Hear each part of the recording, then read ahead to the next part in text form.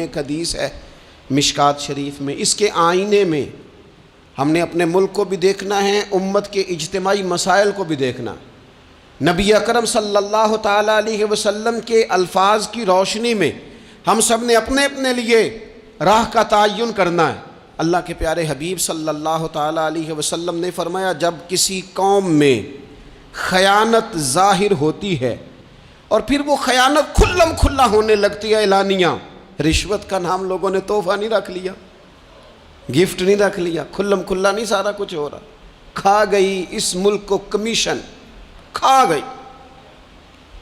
یعنی جو آدمی جس کو پیرے پہ بٹھایا تھا نا، پیرے دار بنایا تھا، وہ کمیشن ایجنٹ بن گیا۔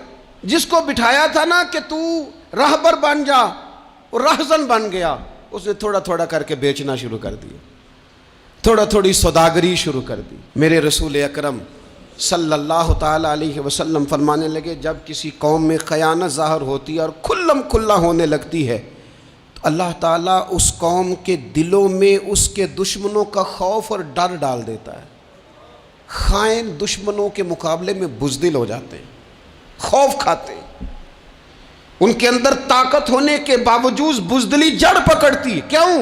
کہ خائن ہے۔ معنی کیا ہے؟ طاقت ہتھیاروں سے نہیں آتی۔ معنی کیا ہے؟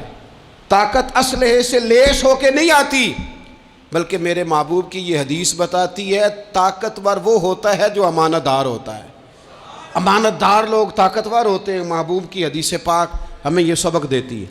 اور دوسرے نمبر پہ نبی اکرم صلی اللہ تعالیٰ علیہ وسلم نے فرمایا، جب کسی قوم میں بدکاری پھیل جاتی ہے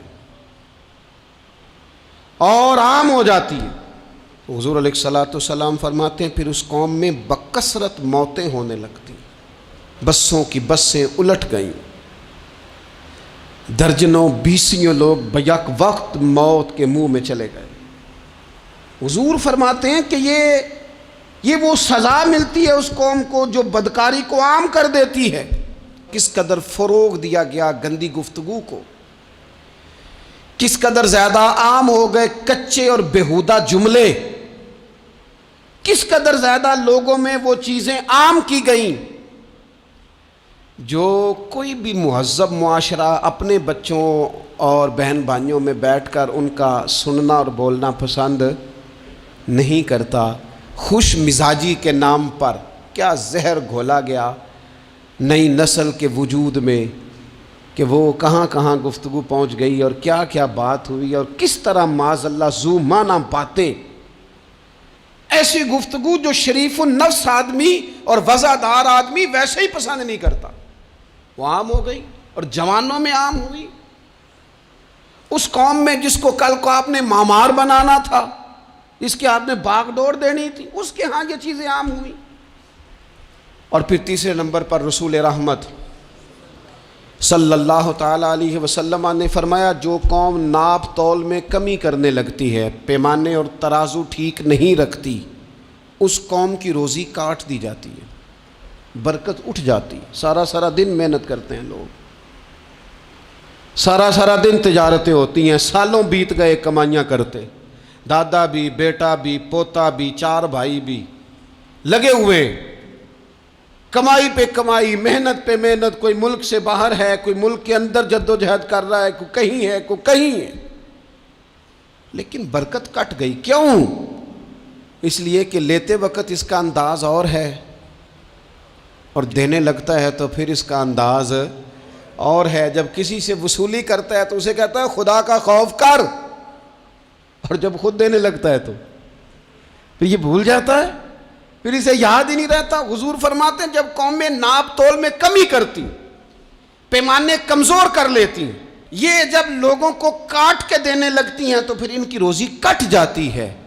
اور میرے نبی اکرم صلی اللہ تعالیٰ علیہ وآلہ وسلم نے ارشاد فرمایا، جو قوم ناحق فیصلے کرنے لگتی ہے، اوئے ہوئے ہوئے، قاضی تیرے قول سے ڈر لگتا ہے۔ جب قاضی بکنے لگتے ہیں، جب فیصلے خریدے جاتے ہیں، جب عدالتوں کے ریٹ لگتے ہیں، جب من چاہے فیصلے لیے اور دیے جاتے ہیں، رسول کریم صلی اللہ تعالی علیہ وسلم نے فرمایا جو قوم ناحق فیصلے کرنے لگتی ہے اس قوم میں خون ریزی پھیل جاتی. جب مجرم کو سزا نہیں ملتی تو پھر میں نے دیکھا ہے کئی دفعہ وہ لوگ جو بڑے اچھے طریقے سے تھرو پراپر چینل گئے تھے کہ میں دروازہ کھٹکھٹاؤں گا عدالت کا، لیکن جب وہاں سے انصاف نہ ملا تو پھر قلم اٹھانے والے ہاتھوں میں بندوق آئی، پھر محبت بانٹنے والوں نے نفرتوں کے جملے بولے، پھر لوگوں نے کہا حق مل نہیں رہا تو اب چھینیں گے.